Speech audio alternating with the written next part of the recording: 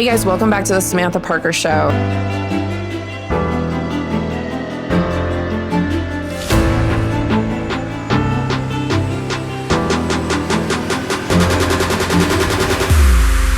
I talk a lot about sobriety on the show. I talk a lot about life on the show. I talk about anything Samantha. So thank you guys for being here. And if you're watching the show, you know I also talk a lot about AA. I did something really brave recently, but let me just take you back through my AA journey just real briefly. AA was a little intimidating for me at first. And to be honest, I didn't want to be there at all. I was like, why am I doing this? Why is this happening to me? I looked at my sobriety as like a punishment. I've told the girls in AA this story before a lot, but 2 weeks into my sobriety, I don't even think it was a whole 2 weeks. It was like 5 days or something. I got COVID and I was so sick. But in my mind, getting sober was like this amazing thing that I'd just done. When I first got sober, I was like, okay, God, I did it. I got sober. And then immediately getting sick, I was like, this is the ultimate punishment. I was like, what is happening? I thought, I'm getting sober. I'm not going to drink alcohol anymore. I had a major hangover for a lot of days. There was a lot of crying. But for some reason in my head, I was like, I will be rewarded and everything will be sunshine and rainbows and it'll work out. And then it's like, boom, COVID. I was so sick. I remember walking myself out in my backyard, and this is the end of May in southern Utah. It was probably like 110. It gets hot as hell here. So I'm laying on the grass in my backyard with a blanket because I'm sick. It was like all I could do to even walk out there. And I laid down on the grass with my arms spread and I was like, just take me. Looking back, it's so comical. I'm like, how dramatic. I was like, if I can't drink and I'm this sick, I just don't want to be here. And I'm laying on the backyard with my arms spread, listening to an Audible book of The Big Book, which is an AA piece of literature. It's like the big book. It's huge.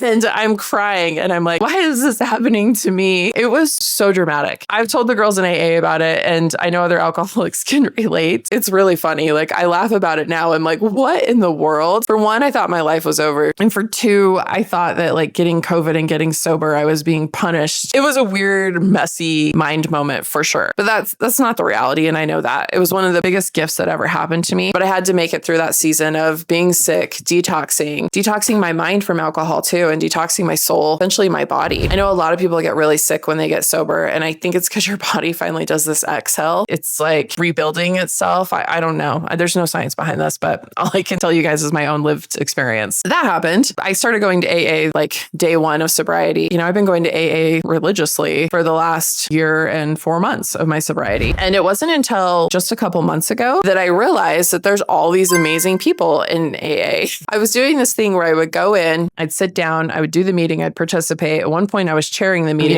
I do the volunteer work when they asked me to. I was leaving immediately as soon as the meeting was done. A lot of that had to do with shame. I was like, why am I here? It wasn't anything about like the other people there. I wasn't like, oh, you guys aren't good enough to talk to. Like AA will humble you. It is a level playing field. You're all in there for the same reason and you all did a lot of the same things. It's a great place to be. But I think I was just in a place of shame and guilt. And so I didn't really want to socialize with anyone. To me, I was still looking at it as like a punishment. And a few months ago, I was like, what would happen if I just sat here and I didn't immediately bolt? And I started talking to people. And some of the girls from AA, they do this thing where like they hang out. They're friends, this thing called friendship. And so I started leaning into it and embracing it. But they do this thing where sometimes like we'll go eat dinner. Someone will make dinner over at their house and we'll go over and eat dinner. You'll invite people over for dinner. I don't do that anymore. The only people that come over to my house for dinner is like my sister, my mom, my dad, immediate close family when they're in town. But I don't invite people over for dinner anymore. And I've really had this attitude of like, I don't want people in my house. And what I've realized is it's because I don't really know how to have people over without having drinks. So I'm doing my best to break that down. We need to rebuild this, but it's that awkward step. It's like, I don't feel comfortable. I feel really weird. I don't know. I don't have the confidence of alcohol. But last night, for the very first time, I had people over for dinner. And Sunday, I spent the day making like a couple different soups. I made a copycat of that zuppa toscana from Olive Garden. Then I made taco soup. I can make homemade rolls. So I even busted out my roll skill and I made a whole bunch of rolls. I invited people over for dinner last night and it was fine. Nothing bad happened, but my stress leading up to it was wild. I'm really having to relearn to do things. I feel like sometimes at a year sober, I'm like, oh, I've done all the things. I know how to do it. No, there's always things that I'm avoiding or new experiences. It's like being a toddler. I'm like, how do you have friends again? How do you invite people over for dinner again? Like, what will we do? What will we talk about? And it was just totally normal. We were talking about Diet Cokes instead of wine. Everyone enjoyed the food. Everyone said, thank you. Lovely night. They went home. I got a couple texts this morning that were like, thanks for having us over. And I was like, oh my gosh, it's safe to have people over again.